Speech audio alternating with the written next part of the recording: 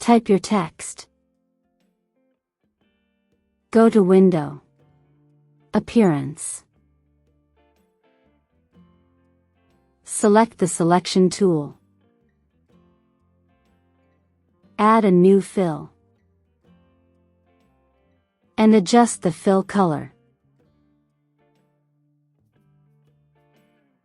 Add a new fill again. And pick a different fill color. Click on the FX icon. Pathfinder. Trim. You can adjust the text while keeping the effect. You can also still adjust the fill colors.